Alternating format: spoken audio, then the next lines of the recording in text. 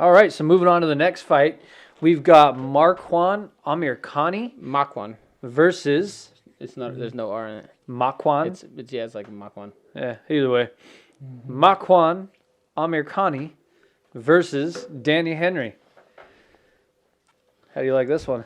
Oh, I love this fight. This is so. Like I said earlier, this card on paper could be, the fight card of the year. Oh, absolutely. This is stacked with a bunch of killer fights, and this one's another one that I think is going to be super exciting. So Danny Henry, he's 12-3. He's 6 feet tall, and he's 32 years old, and he's 2-1 inside of the octagon.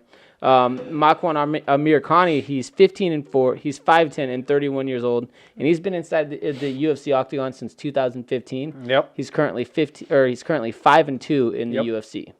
So I'm super excited He's about fought it. some killers too. He fought Shane Burgos. Yeah, well, he fought Jason Knight as well too. That was a good fight. They were talking a lot of trash in that fight. In that Shane Burgos fight, dude, I realized really how strong Amirkhani is. Very strong. He ragged, even though he got beat in that fight, he was ragdolling Burgos. Like, he literally just picked him up. He looked great. And slammed him. He looked great. It was crazy. So, I mean, he's got really good submissions. And like I said, he's really strong.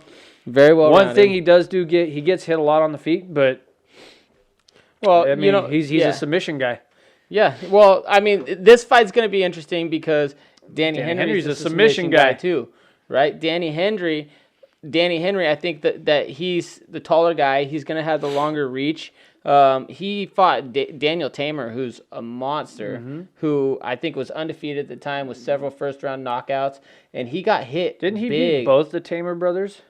Ooh, or did he only beat the one? I don't know. Let me look that real quick. Well, but in that one fight, though, against Daniel Tamer, he got hit over and over and over again.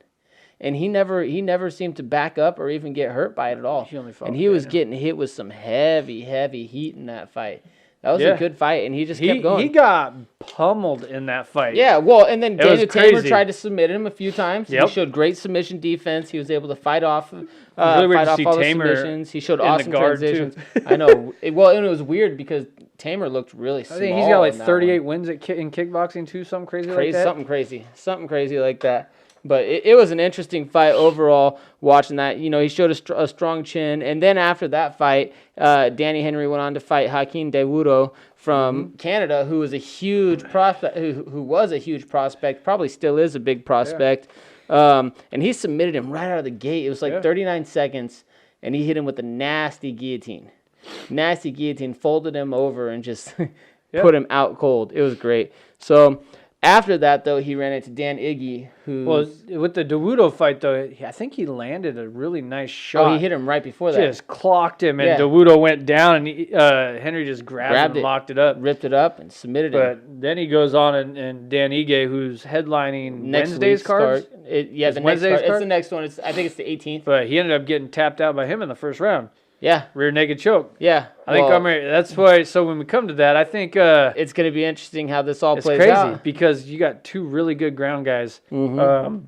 I think Henry is really good when he's in control, but when he's on his back, one thing I did notice, like when he had a kickboxer in his guard with Tamer. Yeah. He struggled with that. Though.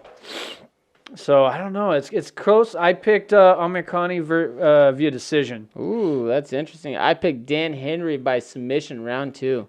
So, we are so off on this card. See, I don't think anybody's getting tapped out in this one. I think they're both too good on the ground. I think he's too long. I think he's too long and too big.